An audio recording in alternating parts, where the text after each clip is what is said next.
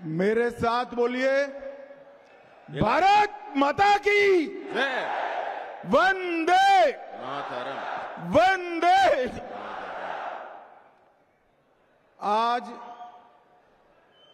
Tamil Nadu Bharatiya Janata party के मंडल और जिला के चुने हुए सभी प्रतिनिधि के सम्मेलन में मैं आप सभी का हृदयपूर्वक स्वागत करता हूं। இன்று நம் பாரதிய ஜனதா கட்சியில் மண்டல் ஜில்லா இந்த பகுதியில் எல்லாம் தேர்வு செய்யப்பட்டிருக்கும் உங்கள் அனைவரையும் சந்திக்கும் இந்த கூட்டத்தில் கலந்து கொள்வதில் நான் மகிழ்ச்சி அடைகிறேன்। मेरे साथ मंच पर उपस्थित तमिलनाडु भारतीय जनता पार्टी के प्रदेश अध्यक्ष श्री नयनार नागेंद्र जी, जिन्होंने बहुत अच्छे तरीके से पार्टी को आगे बढ़ाया, ऐसे हमारे पूर्व अध्यक्ष के अन्नामलाई जी,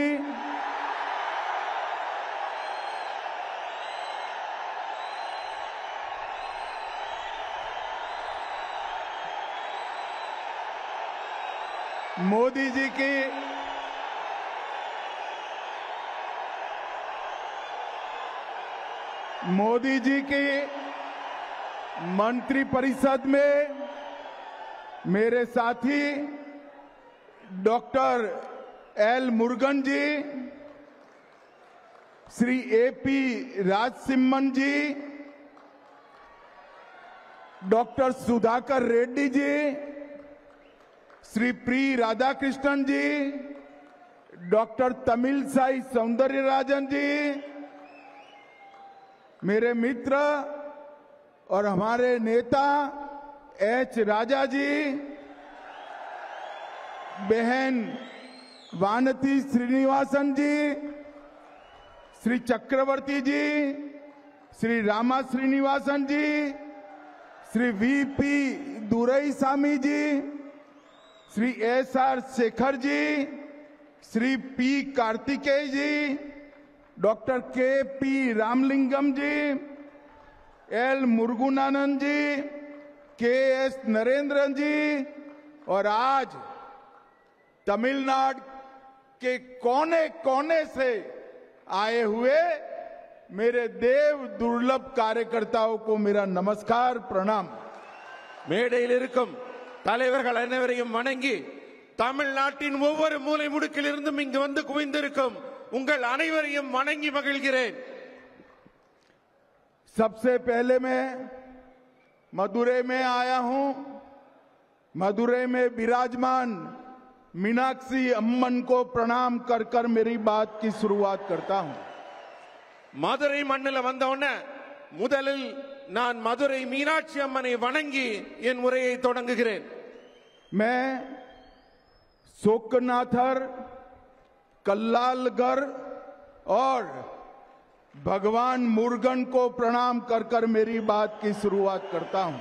இந்த மண்ணின் சொக்கநாதருக்கும் கல்லழகருக்கும் மற்றும் திருப்பரங்குன்றம் முருகனையும் நான் தலை வணங்கி மகிழ்கிறேன்। मित्रों, सबसे पहले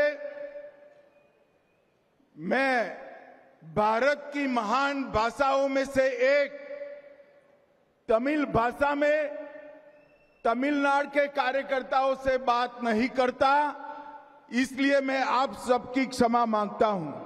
தமிழ்நாட்டுக்கு வந்து தமிழ் மக்களாகிய உங்களை சந்திக்கும் போது நம்மளுடைய பெருமைக்குரிய தமிழ் மொழியில உங்ககிட்ட பேச முடியவில்லையே என்று என் வருத்தத்தை நான் உங்களிடம் தெரிவித்துக் கொள்கிறேன்। हमारा मदुरै एक शहर से बढ़कर 3000 साल पुरानी सभ्यता का, संस्कृति का प्रतीक है। நம்முடைய மதுரை சாதாரண நகரம் அல்ல, 3000 ஆண்டுகால வரலாற்று பெருமை கொண்ட மிக முக்கியமான புனித இடம்।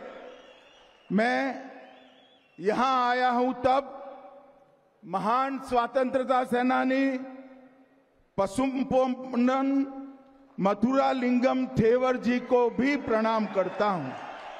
இந்த மண்ணின் நாயகராக விளங்கிய பசும்பொன் முத்துராமலிங்க தேவர் ஐயாவையும் நான் வணங்குகிறேன். और साथ में आप सभी को अपील करता हूं, बड़ी जोर लगाकर 22 जून को मुर्गा भक्तगढ़ मनाडू में जोर शोर से हिस्सा लीजिए. உங்க எல்லாரையும் கேட்டுக்கிறேன். வர ஜூன் 22ஆம் தேதி முருகனுக்கான பக்தர்கள் மாநாடு நடக்குது. அதையும் இந்த மண்ணிலே மிக சிறப்பாக நீங்கள் நடத்தி தர வேண்டுகிறேன். मित्रों, ये मदुरै कई परिवर्तनों का वाहक नगरी है. மதுரை மண் பலவிதமான மாற்றங்களுக்கு வித்திடும் மண்.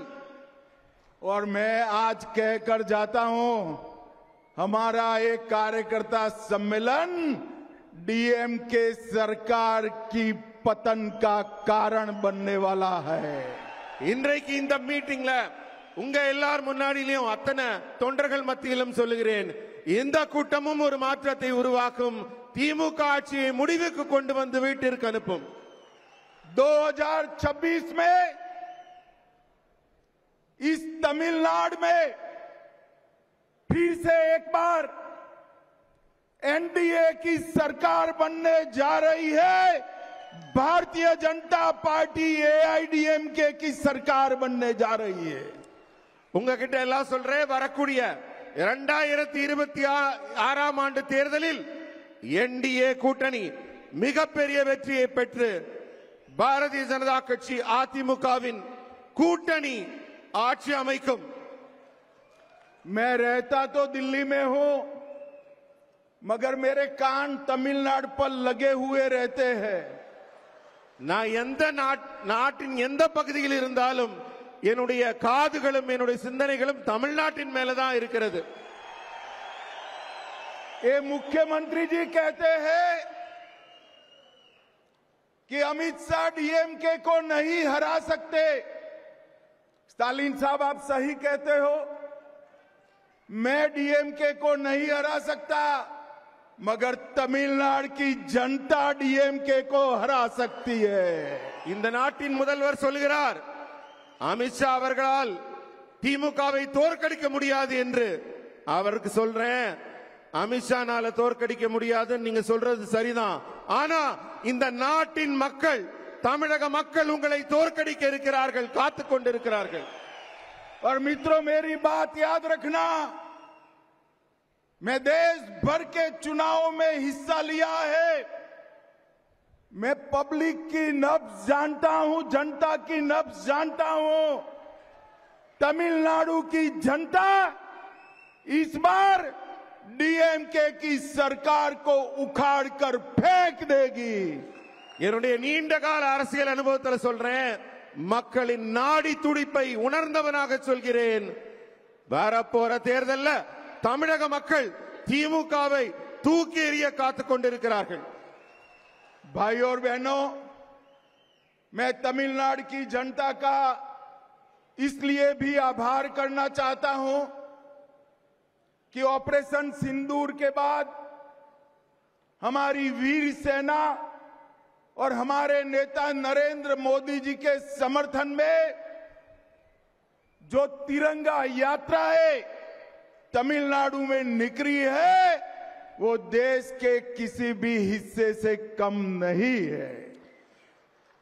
சகோதர சகோதரிகளே, இந்த நேரத்தில் நான் உங்களுக்கு எல்லாம் குறிப்பிட்டு சொல்ல வேண்டியது என்னவென்றால், ஆபரேஷன் சிந்தூர் நம்முடைய தேசத்தின் அப்பாவி மக்கள் கொல்லப்பட்ட போது வடக்கிலே நடைபெற்ற அந்த நிகழ்ச்சிக்கு மிகப்பெரிய எழுச்சியும் மிகப்பெரிய ஆதரவும் நாட்டுப்பற்றும் தமிழகத்தில் இருந்து ஒரு ஆதரவு குரல் ஒலித்ததே, அதை நான் நினைவு கூறுகிறேன்.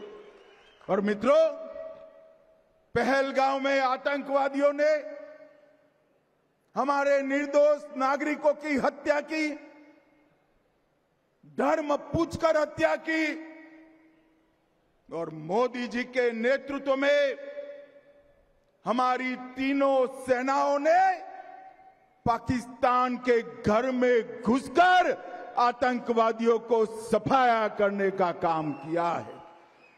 பகல்காம்ல நம்ம அப்பாவி பொதுமக்களை மதத்தின் பெயரால் நீங்க யாருன்னு அடையாளப்படுத்தி கொடூரமாக கொலை செய்த தீவிரவாதிகளை முப்படைகளையும் திரட்டி நமது பாரத பிரதமர் மோடி அவர்கள் அவங்க ஊருக்குள்ளேயே புகுந்து அடித்தார் பாருங்க. அதுதான் அவர்களுக்கு நாம் புகட்டிய பாடம். भाई और बहनों, नरेंद्र मोदी जी प्रधानमंत्री बने उसके पहले कई आतंकवादी हमले हुए, इससे भी बड़े हमले हुए, मगर कोई जवाब नहीं दिया जाता। 14 में मोदी जी प्रधानमंत्री बनने के बाद उरी, पुलवामा और अब पहलगाम हुआ। हमने सर्जिकल स्ट्राइक, एयर स्ट्राइक और सिंदूर ऑपरेशन कर कर आतंकवादियों को करारा जवाब देने का काम किया है. இதற்கு முன்னர் கூட அந்த தீவிரவாதிகள் எல்லாம் தங்கள் கைவரிசையை காட்டி இருக்கிறார்கள். ஆனால் அப்போது எல்லாம் இத்தகைய வீர தீரமான செயல்பாட்டை எல்லாம் முந்தைய அரசுகள் வெளிப்படுத்தவில்லை. ஆனா பூரி ஆகட்டும், புல்வாமா ஆகட்டும், தற்போது நடந்திருக்கும் ஆபரேஷன் செந்தூர் ஆகட்டும், நமது முப்படைகளும் ஒன்று திரண்டு இந்தியாவின் வீரத்தையும் தீரத்தையும் திறமையையும் நிரூபித்திருக்கிறது. पाकिस्तान के अंदर 100 किलोमीटर अंदर जाकर आतंकवादियों के हेडक्वार्टर को जमीन दोस्त करने का काम हमारी वीर सेना ने किया है. பாகிஸ்தான்ல தீவிரவாதிகள் பதுங்கி இருந்த இடத்துல எல்லாம் 100 கிலோமீட்டர் அவங்க எல்லைக்குள்ள பறந்து சென்று தீவிரவாதிகளின் இருப்பிடத்தை கண்டறிந்து துல்லியமாக தாக்கி அவர்கள் இருப்பிடத்தை மண்ணோடு மண்ணாக்கியது நமது ராணுவம். और मित्रों, मोदी जी के समय में ही रक्षा उत्पादन में देश आत्मनिर्भर बनने जा रहा है. மோடி அவர்களின் ஆட்சியிலே எல்லா முன்னேற்றங்களும் எப்படி இருக்கிறதோ அதுபோல ராணுவத்திலும் கூட ஆத்ம நிர்பர் என்று சொல்லக்கூடிய தன்னிறைவான ஒரு நிலை ஏற்பட்டிருக்கிறது. அதனால் தான் மிகச் சிறப்பாக செயல்பட்டிருக்கிறோம். और जब रक्षा क्षेत्र में आत्मनिर्भरता की बात करते हैं तो पूरे देश का युवा कावेरी इंजन का नाम बड़े गर्व के साथ लेता है. ஆபரேஷன் சிந்தூரின் வெற்றியை பற்றி எல்லாம் நாம் எல்லாம் பேசிக் கொண்டிருக்கும் இந்த வேளையிலே இந்தியாவின் வான்வெளி சாதனையை பற்றி சொல்ல வேண்டும். இந்த நாட்டின் இளைஞர்கள் எல்லாம் காவிரி என்ஜின் என்ற சொல்லை இப்போது உச்சரிக்க தொடங்கி இருக்கிறார்கள். और हमारे देश में बने मिसाइल्सों ने जब पाकिस्तान की एयर डिफेंस सिस्टम और उनके वायुसेना के अड्डे को तहस नहस किया, पूरी दुनिया आश्चर्यचकित होकर उसके देख रही. பாகிஸ்தான் தன்னுடைய ட்ரோன்களையும் ஏவுகணைகளையும் நம் மீது வீச தொடங்கிய போது இந்தியாவின் வான்வெளி வல்லமை உலக நாடுகளுக்கெல்லாம் நிரூபிக்கப்பட்டது. அத்தனையையும் அடித்து தூள் தூளாக ஆக்கியது நம் இந்திய ராணுவம். भाई और बहनों, मोदी जी ने स्पष्ट कहा है कि ऑपरेशन सिंदूर समाप्त नहीं हुआ है. आगे पर भी अगर कोई गोली चलाएगा तो उसका जवाब गोले से दिया जाएगा. மோடி அவர்கள் சொல்கிறார்கள், ஆபரேஷன் சிந்தூர் இன்னும் முடியலங்க, மறுபடி தீவிரவாதிகள் வாலாட்டினால் அவர்கள் இடத்திற்குள் புகுந்து வீடு புகுந்து தாக்கி அவர்கள் அழிக்கப்படுவார்கள் என்பதை இந்த நேரத்திலே நான் நினைவூட்டுகிறேன். भाई और बहनों, 2024 का साल भारतीय जनता पार्टी के कार्यकर्ताओं के लिए एक मील का पत्थर है, माइलस्टोन है. மக்களே, இப்ப வரக்கூடிய 26ஆம் ஆண்டு தேர்தல் பாரதிய ஜனதா கட்சியின் ஒவ்வொரு தொண்டருக்கும் மிக மிக முக்கியமான உயிர்ப்பான அவசியமான ஒரு களமாகும். 2024 में ही मोदी जी तीसरी बार इस देश के प्रधानमंत्री बने हैं, लगातार तीसरी बार. அதே போல 2024ஆம் ஆண்டும் நமக்கெல்லாம் மிக முக்கியமானது. அப்போதுதான் நமது பாரத பிரதமர் மோடி அவர்கள் 3வது முறையாக இந்த நாட்டின் பிரதமராக பதவியேற்றுக் கொண்டார்.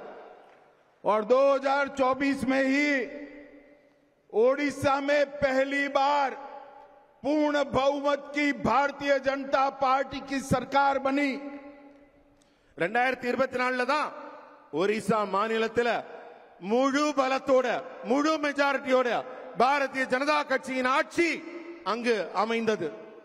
हरियाणा में लगातार तीसरी बार सरकार बनी. ஹரியானாலையும் அதே போல மிகப்பெரிய வெற்றியை அங்கு மூன்றாவது முறையாக பதிவு செய்யப்பட்டது. और महाराष्ट्र में अब तक की सबसे बड़ी विजय बनाकर भारतीय जनता पार्टी की सरकार बनी. அதே போல மகாராஷ்டிராவிலும் இதுவரை இல்லாத அளவிற்கு மிகப்பெரிய வெற்றியை பாரதிய ஜனதா கட்சி பதிவு செய்திருக்கிறது. और 2025 में 27 साल के बाद दिल्ली में केजरीवाल जी को हटाकर भारतीय जनता पार्टी की सरकार बनी. அதே போல 2025 ஆண்டு மிகப்பெரிய சாதனை செய்யப்பட்டது. டெல்லியில அரவிந்த் கெஜ்ரிவால் அவர்களின் ஆட்சி 27 ஆண்டுகளுக்கு பிறகு டெல்லியில் பாரதிய ஜனதா கட்சி ஆட்சி அமைத்திருக்கிறது. और 2025 में दिल्ली में सरकार बनी, 26 में तमिलनाडु की बारी है. 25ல டெல்லியில எப்படி ஆட்சி அமைச்சோமோ அதே போல நண்பர்களை 2026 தமிழகத்தில் பாரதிய ஜனதா கட்சியின் ஆட்சி கண்டிப்பாக மலரப் போகிறது. और मेरी बात कान खोलकर गांठ बांध लेना, कान खोलकर सुन लेना और याद कर कर घर में जाना. 2026 में तमिलनाडु और बंगाल में भारतीय जनता पार्टी और एनडीए की सरकार बनने जा रही. எல்லாரும் கவனமா கேளுங்க. உங்க காதுகளை திறந்து வைத்து நான் சொல்வதை கவனமாக கேளுங்கள், குறித்து வைத்துக் கொள்ளுங்கள். 2026 ஆண்டில் நடைபெறப் போகும் தேர்தலில் தமிழகம் மற்றும் மேற்கு வங்கத்தில் பாரதிய ஜனதா கட்சியின் கூட்டணி கண்டிப்பாக ஆட்சி அமைக்கும் என்பதை உறுதியாக உங்கள் முன் தெரிவித்துக் கொள்கிறேன். मित्रों, एक तमिलनाडु की डीएमके सरकार ने भ्रष्टाचार की सारी हदें पार कर दी है. இங்க ஆட்சியில் இருக்கிற திமுக ஊழல் ஊழல் ஊழல் என்று ஊழலில் தான் திளைத்துக் கொண்டிருக்கிறது. मोदी जी ने गरीब तमिल नागरिकों के लिए भेजा 450 करोड़ रुपया का पोषण का किट. उन्होंने एक कंपनी को देकर बहुत बड़ा घपला किया और गरीबों के पेट पर लात मारने का काम किया है. இந்த திமுகவின் ஆட்சி மத்திய அரசிலிருந்து மோடி அவர்கள் ஏழை மக்களுக்காக கொடுக்கும் பணத்தை கூட மக்களின் நலனுக்காக செலவிடாமல் அந்த பணத்தை எல்லாம் மடைமாற்றி அவர்களுக்கு கிடைக்க வேண்டிய நன்மைகளை கிடைக்காமல் செய்வதைத்தான் செய்து கொண்டிருக்கிறார்கள். 4600 करोड़ रुपए का रेती का खनन का घोटाला किया. आज तमिलनाडु का गरीब से गरीब आदमी एक कमरा भी ज्यादा बनाना है तो महंगी रेत खरीदकर डीएमके पार्टी की तिजोरी में पैसा जाता है. இன்றைக்கு இந்த திமுக ஆட்சியில ஏழைகள் விலைவாசி ஏற்றத்தாலும் அவங்க வாழ்வாதாரங்களுக்கு ஏற்பட்டிருக்கும் அச்சத்தாலும் அவர்கள் வாழ முடியாத சூழலில் அவர்கள் மத்திய அரசின் திட்டங்கள் கிடைக்காத சூழலில் தவித்துக் கொண்டிருக்கிறார்கள். और मित्रों, टास्मैक घोटाला 39,000 करोड़ का घोटाला हुआ. 39,775 करोड़. 39,000 करोड़ में से तमिलनाडु के हर गांव में प्राइमरी स्कूल में 2 नए कमरे बनाए जा सकते हैं. 2 नए कमरे बनाए. 39,000 करोड़ रुपया टास्मैक के माध्यम से तमिलनाडु सरकार चाव कर गई है. மக்களுக்கு செய்யற நன்மையை விட திமுக ஆட்சியில் ஊழல் மிக மலிந்து காணப்படுகிறது என்பதற்கு உதாரணமாக சொல்ல வேண்டும் என்றால் 39,775 கோடி ரூபாய். मित्रों, मेरे पास उनके घोटालों की बड़ी सूची है, मगर मैं इसमें समय बिगाड़ना नहीं चाहता. அதாவது டாஸ்மாகில் 35,775 கோடி ரூபாய் ஊழலை செய்து இங்கே சட்டவிரோதமாக ஊழல் ஆட்சி நடைபெற்றுக் கொண்டிருக்கிறது. ये तमिलनाडु सरकार 100% 100% फेल्योर गवर्नमेंट है. இந்த தமிழக அரசு 100% தோல்வியடைந்த அரசாக காட்சி அளிக்கிறது. अब चुनाव में जा रहे हैं. अब तक इनके घोषणा पत्र के 60% वादे पूरे नहीं हुए हैं. திமுக அரசு தேர்தல் நேரத்தில் மக்களுக்கெல்லாம் ஒரு வாக்குறுதி பட்டியல் கொடுக்கிறாங்க. ஆனா அந்த வாக்குறுதி பட்டியல்ல 10% கூட நிறைவேற்றவில்லை அவர்கள். ஆனால் 90% நிறைவேற்றியதாக அவர்கள் கூறிக்கொள்கிறார்கள். स्टालिन साहब, हिम्मत है तो घोषणा पत्र निकालकर हिसाब किताब दीजिए, कितने वादे पूरे किए. உங்களுக்கு தைரியம் இருந்தா உங்களுடைய தேர்தல் வாக்குறுதி பட்டியலை எடுத்துட்டு வாங்க. அதை பார்த்து சொல்லுங்க நீங்க எத்தனை வாக்குறுதிகளை நிறைவேற்றி இருக்கிறீர்கள் என்று. अवैध शराब में भ्रष्टाचार के कारण आए दिन गरीब लोग नकली शराब के कारण मौत की शरण हो रहे हैं. ஊழலால் மட்டுமல்ல, கள்ளச்சாராயத்தினாலும் இந்த நாட்டு மக்கள், அப்பாவி மக்கள் உயிரிழந்திருக்கிறார்கள்.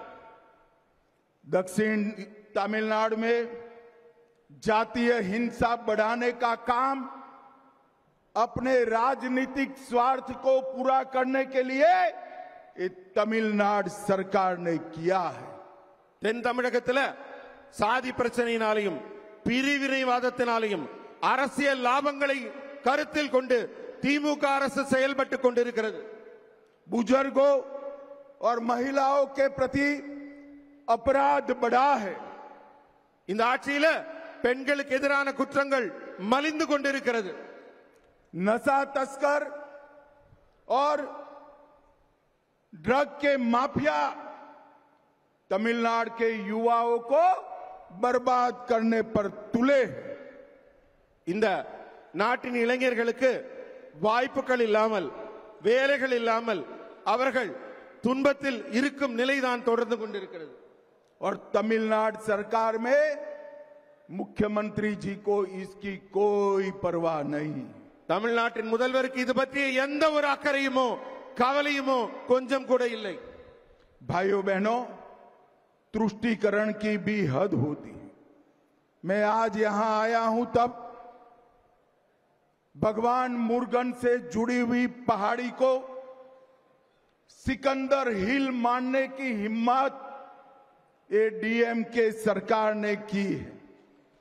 1000 ஆண்டு காலம் பழமையுள்ள நம்ம திருப்பரங்குன்றம் முருகரின் அறுபடை வீடான அந்த மலையை சிக்கந்தர் மலை என்று சொல்லக்கூடிய துணிச்சல் இந்த திமுக அரசுக்கு வந்திருக்கிறது.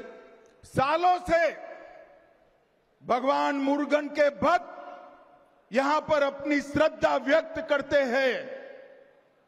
பல ஆயிரம் ஆண்டுகளாக முருக பக்தர்கள் வழிபட்டு வந்த வழிபாட்டு தலத்தை இதுபோல அரசியல் லாபம் கருதி, பிரிவினைவாதம் கருதி இந்த அரசு செயல்படுத்தி வருகிறது.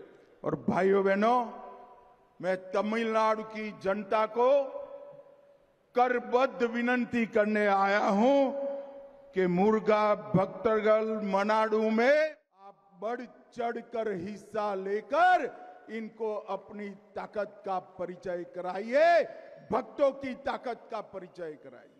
நான் உங்ககிட்ட எல்லாம் அன்போடு வேண்டிக் கொள்வதெல்லாம் வர ஜூன் 22ஆம் தேதி முருக பக்தர்கள் மாநாடு நடக்குது.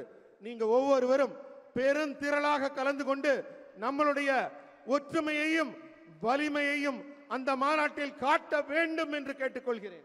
मैं फिर से एक बार तमिलनाडु सरकार से मेरी मांग दोहराता हूं कि मेडिकल और इंजीनियरिंग की पढ़ाई में जल्द से जल्द तमिल भाषा का प्रवेश हो और मेडिकल और इंजीनियरिंग की पढ़ाई तमिल भाषा में की जाए।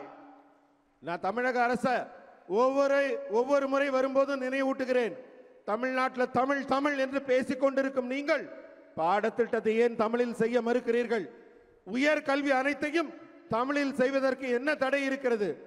விரைவில் நான் தமிழக அரசை கேட்பதெல்லாம் இன்ஜினியரிங் பாடத்திட்டம் உடனடியாக தமிழில் இயற்றப்பட வேண்டும். और भाइयों बहनों, मैं आज स्टालिन जी को यह भी अपील करने आया हूं। हमारे मोदी जी ने सेंगोल को संसद में स्थान देकर पूरे तमिलनाडु का सम्मान किया है। कभी मोदी जी को एक धन्यवाद का पत्र लिख देना भाई। நான் ஸ்டாலின் அவர்களை கேட்கிறேன், தமிழ்நாட்டின் மரபு சின்னமான மன்னர்கள் கையாண்ட அந்த செங்கோலை நாட்டின் உயர்ந்த இடத்திலே கொண்டு சென்றாரே நம் பாரத பிரதமர் மோடி அவர்கள், அவர்களுக்கு நீங்கள் ஒற்றை வரியாவது தமிழ் மரபை உயர்த்தி பிடித்த மோடி அவர்களுக்கு நன்றி சொன்னீர்களா? भाइयों बहनों, जब मोदी जी प्रधानमंत्री बने, देश की अर्थव्यवस्था इकोनॉमी 1.9 ट्रिलियन की थी और आज 11 साल में इसको 4.19 ट्रिलियन की और दुनिया का चौथे नंबर का अर्थतंत्र आज हम बन चुके हैं। मोदी जी ने विकास कैसे होता है इसका एक उदाहरण साबित किया है। மக்களே, இந்த மோடி அவர்களின் ஆட்சி உருவான பிறகு இந்தியா தொடர்ந்து வளர்ச்சி பாதையிலே பயணித்துக் கொண்டிருக்கிறது. இந்த சாதனைகளின் உச்சமாக 11 ஆண்டுகால ஆட்சியிலே மோடி அவர்கள் ஆட்சியில் இந்தியாவின் भाइयों बहनों, स्टालिन जी हर बार कहते हैं कि आपने तमिलनाडु को क्या दिया। स्टालिन साहब, यूपीए की सरकार 10 साल चली। यूपीए सरकार ने तमिलनाडु को 10 साल में 1,53,000 करोड़ रुपया दिया और भारतीय जनता पार्टी की सरकार ने 10 साल में 6,80,000 करोड़ रुपया दिया। 6,80,000 करोड़। 10 ஆண்டுகள்ல மோடி அவர்கள் ஆட்சியில 4.19 ட்ரில்லியன் வளர்ச்சியை கண்ட நம்மளுடைய பாரதம் இதுக்கு முன்னாடி எப்படி நடந்தது யூபிஏ ஆட்சியில எண்ணி பார்த்தால் 10 ஆண்டு கால ஆட்சியில யூபிஏ அரசு தமிழ்நாட்டுக்கு கொடுத்த பணம் 1,53,00,000 ரூபாய் மட்டுமே. 10 வருஷத்துல 1,53,000 கோடி மட்டுமே.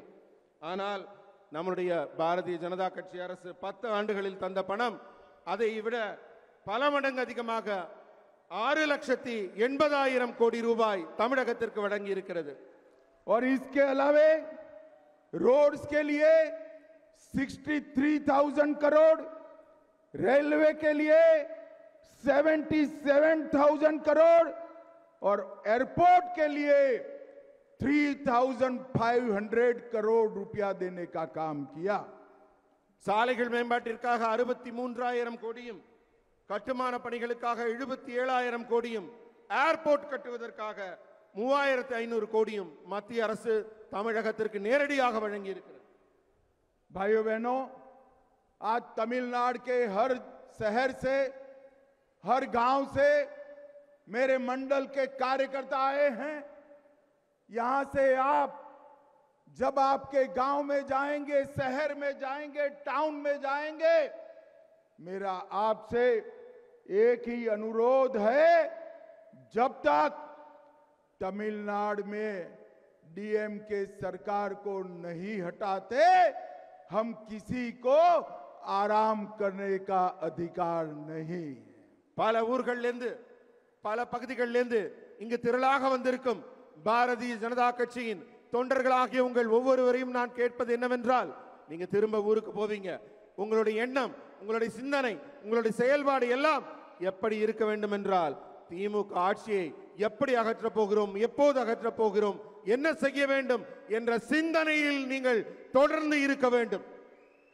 और मित्रों, इस बार हमने तय किया है कि 2026 का चुनाव भारतीय जनता पार्टी एआईडीएमके के साथ मिलकर लड़ेगी, एनडीए के साथियों के साथ मिलकर लड़ेगी. அன்பர்களே, வரப்போகிற 2026 ஆண்டுக்கான தேர்தல் நம்முடைய பாரதிய ஜனதா கட்சியும் இங்கே கூட்டணி ஆட்சியில அதிமுகவுடன் இணைந்து என்டிஏ கூட்டணி இங்கு தேர்தலை சந்திக்க இருக்கிறது. मुझे बताइए, सभी कार्यकर्ता संकल्प करते हैं कि इस बार तमिलनाडु में डीएमके को हटाना है. நீங்க எல்லாரும் எனக்கு இப்ப பதில் சொல்லுங்க. நீங்க அத்தனை பேரும் திமுகவை ஆட்சியிலிருந்து அகற்ற தயாராக இருக்கிறீர்களா? तो मेरे साथ जोर से दोनों हाथ उठाइए. எல்லாரும் ரெண்டு கைகளையும் மேல தூக்கி உரக்க நான் சொல்றத சொல்லுங்க. विजय के संकल्प की मुट्ठी बींचिए. வெற்றிக்கான உறுதிமொழியை எடுத்துக் கொள்ளுங்கள். और प्रचंडवाद से बोलिए. உரத்த குரலில் சொல்லுங்கள். भारत माता की वंदे मातरम, वंदे मातरम, वंदे मातरम. भारत माता की जय.